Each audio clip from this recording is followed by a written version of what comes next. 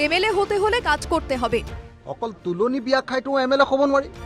উন্নয়ন নেই, জীবন জীবিকা ধ্বংস, স্বাস্থ্য শিক্ষার দুর্দশা, বছর বছর বিধায়ক হয়ে থাকা রূপজ্যোতি কুর্মীর কৃপা।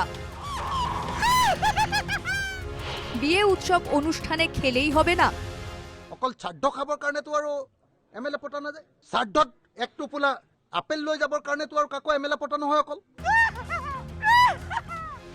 এখন রূপজ্যোতি কুর্মীর বিরুদ্ধে এভাবেই আক্রমণাত্মক হয়ে উঠেছেন রাইজর দলের প্রার্থী জ্ঞানশ্রী বরা। রাইজর দলের প্রার্থী ব্যাপক প্রচারে নেমেছেন মরিয়নি কেন্দ্রে। রূপজ্যোতি কুর্মীর ত্রুটি বিচ্যুতি, ব্যর্থতা জনসাধারণের সামনে তুলছেন জ্ঞানশ্রী। মজুরি বৃদ্ধি, জল সরবরাহ, রাস্তাঘাটের উন্নয়ন, স্বাস্থ্য শিক্ষার বেহাল দশাকে ইস্যু হিসেবে নিয়ে এবার মরিয়নির ভোটারদের কাছে যাওয়ার চেষ্টা করছেন। জ্ঞানশ্রীর হয়ে রূপজ্যোতিকে আক্রমণ অখিল গগৈয়ের। কুর্মী পরিবার ৩৫ বছরে মরিয়নির জন্য কি করেছে? চ্যালেঞ্জ অখিল গগৈয়ের।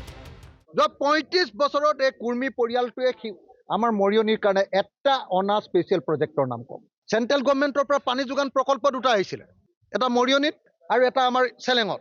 দুইটাৰ পইচা খাই এক টোপাল পানী দিব নোৱাৰিলে। এভাবেই চলছে আক্রমণ। বোঝেন না রূপজ্যোতি কুর্মী, বুঝিয়ে দিচ্ছেন অখিল গগৈ। এক বিধান ৰচনা কৰা, সমগ্ৰ ৰাজ্যবাসী সমগ্ৰ মানুহৰ কাৰণে মাত মতা। দুই সমষ্টিৰ উন্নয়নৰ কাৰণে প্ৰজেক্ট অনা। তিনি সমস্তবাসীৰ বিপদৰ সময়ত থকা। রূপজ্যোতি কুর্মীকে কাছে পেয়ে সাংবাদিকদের প্রশ্ন, আপনি এসব কথা জানেন না, বোঝেন না বলেই সমালোচনা করেছেন অখিল গগৈ এবং Gyanashree Bora. Actually, I feel pity for this person. I feel pity for the Suma Baba. Really, he deserved that, Suma Baba. All people ignoring him.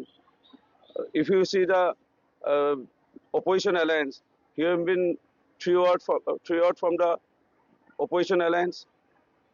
Now, respected people from Sipsagar Vidhan Sabha constituency, this time they will throw out this person, Suma Baba.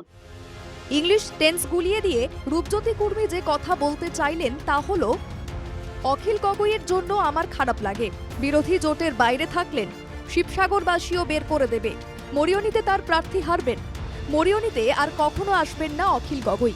রূপজ্যোতির মতে মরিয়নিতে অন্য দলের কথাই আসবে না, লড়াই হবে কংগ্রেসের সঙ্গে, মন্তব্য রূপজ্যোতির। মনের কথাটি বলেই দিলেন ৰূপজ্যোতি। কি কাজে ব্যস্ত হয়ে আছেন?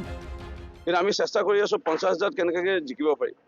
আৰু জিকি পেলাই মৰিয়নি সমষ্টিত মানে এজন মন্ত্ৰী আহে, মন্ত্ৰী আহি পেলাই মৰিয়নি আৰু বিকাশ কৰে, সেইটোত আমি লাগি আছো।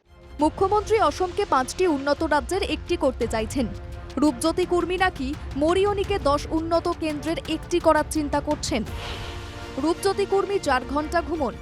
খন্তেকৰ কাৰণে কোনোবা আহিছে, আহি পেলাই কথা ক'ব জানে, কথা কৈছে, আৰু সেই কথাতে থাকিব।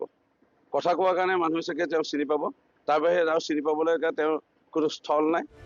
জ্ঞানশ্রী কথা বলতে জানেন, পাল্টা আক্রমণ করলেও এ কথা কিন্তু মেনে নিয়েছেন রূপজ্যোতি কুর্মী। তাই এখন থেকে কথার লড়াই শুরু। Bureau report, NKTV Bangla.